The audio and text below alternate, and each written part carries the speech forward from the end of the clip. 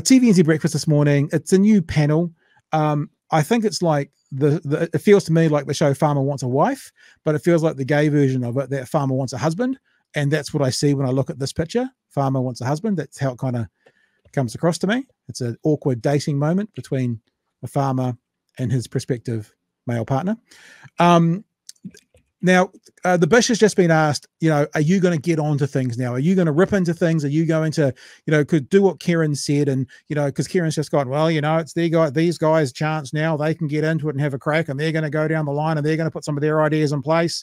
And then the host has said, oh, so is that it? You're up for the challenge, she says. And we get that delightful Bishop laugh, obviously, because it always comes in when he doesn't, not quite sure what to say. And it went like this. But the part of it I'm playing for you about this, Chewy, the bit that you're going to love, is when Kieran tells Bishop what the National Party has already announced, and the Bish doesn't seem to know.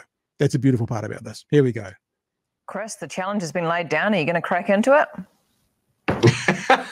No, I think Kieran's actually pretty accurate on that one. I mean, these are backward-looking numbers, obviously, and I'm not going to make a projection. I haven't had a heads up on them. They're confidential numbers.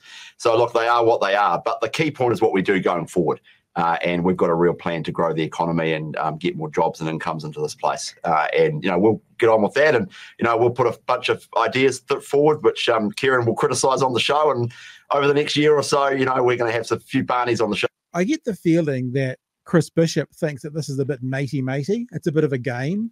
We're going to have it'll be a bit of rough and tumble, a bit of fun around, But I get the sense that Kieran doesn't quite feel the same. That Bish thinks that this is going to be all a bit of blokey funness and rah-rah, shouty and that. But in his very monotone way, my sense is Kieran doesn't quite see this panel opportunity to speak to New Zealand as quite the same as what it feels like Bishop sees it as. Sure, it'll be good. But for now, we'll look at those numbers when they come out, and Parliament will finish up in the next week or so, and we'll go into Christmas. Just for we haven't got much time left. Just so they know, we only criticise bad ideas. We don't just criticise for the sake of it. Well, thank you for clarifying, Kieran. Yeah, no worries. Just putting the public's faith back in all of our politicians across the spectrum there. Chris, right. You've only got a week to go. When's this mini budget coming out? What day? Good question. We have to wait and see. Soon, before Christmas, I can tell you that. Oh, that's good. I was hoping we might have a holiday soon. Yeah, that's right. Well, Grant Robinson used to do the old dance of the Seven Veils about things, but you'll see it soon. And, Parliament hasn't got many sitting days left, actually. And so, yeah, not far to go. Isn't it coming out on the 20th? Yep, we have to wait and see. It's coming out on the 20th, guys. There you go. He knows more about it than I do. Thank you. Finally, someone just comes up with the answer that you want when you ask a question. Isn't that what we all want now, politicians? I'll give you one more chance. There you go. So there you go. So now we know, thanks to Kieran McAnulty, is the mini budget's going to be released on the 20th. Now, I don't know, maybe Bish was playing the game that I'm not going to release it yet, or maybe he genuinely didn't know. But Kieran helped him along with his messaging there, Chewy, and I loved it. It's good when we all work together for a common result. Look, if they know that it's coming out, I wonder what else they know. Oh, yeah. No, look, every time you put Bish into that sort of circumstance, it's just it's a woefully unprepared boxer walking into a taekwondo fight. He's in the wrong place and he's not ready. Yeah, and look, some of the conversation from that panel was obviously talking about the GDP, and it wasn't a good result. And yep, Labor and I guess Labor, I was going to say Labor and their coalition, they didn't have a coalition. Labor's got to stump up for those numbers because they came out around the election. It's not looking that good.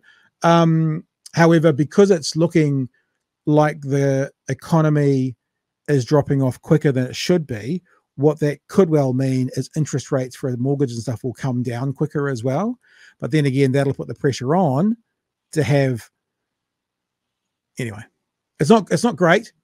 It's not awful and terrible. It seems that the last 12 months it's been sort of minus 0.3, plus 0.3, minus 0.3, minus 0.3, plus 0.3. So not good, but not as bad as it could be. And when you start comparing us to some of our counterparts, Australia and the US, their numbers are looking better.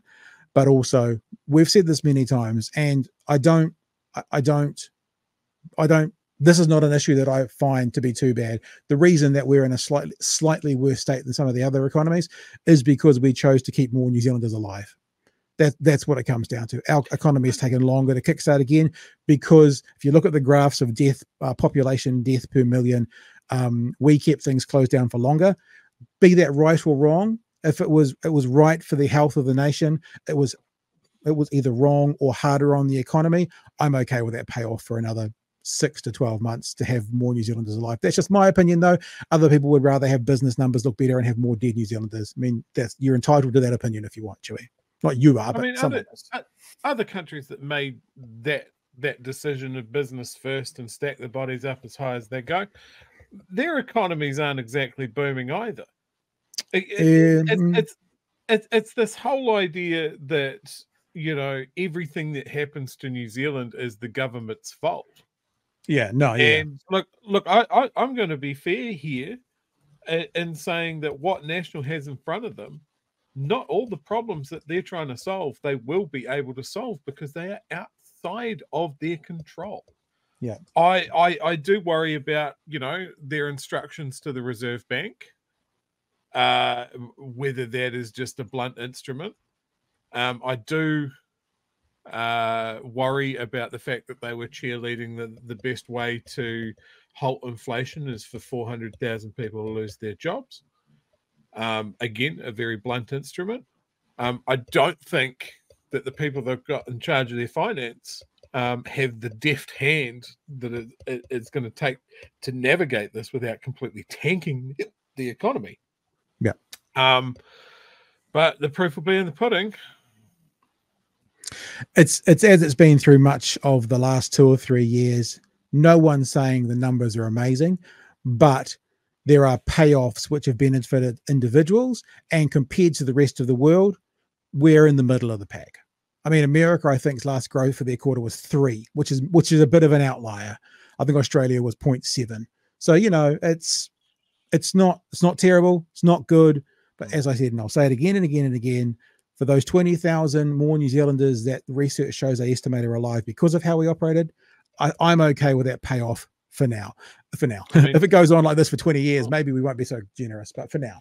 Yeah, I mean, I saw a video today about Australia's economy and just, again, the massive cash bailouts they made to massively profitable businesses in COVID because they squealed a little bit. Yeah. And the banks are making huge profits off these high interest rates. But of course, just like it is here, the squeezed middle is getting absolutely fucked by the interest rates. They're getting laid off by the businesses. They're having to pay out the nose for, you know, groceries and that sort of thing. It seems, you know, it's only the people getting squeezed. The banks and the supermarkets are still getting their profits. The big companies are still getting their profits. Yeah. Because they've got the ears of the people in charge. And now we have in government a bunch of people that are even more receptive to that.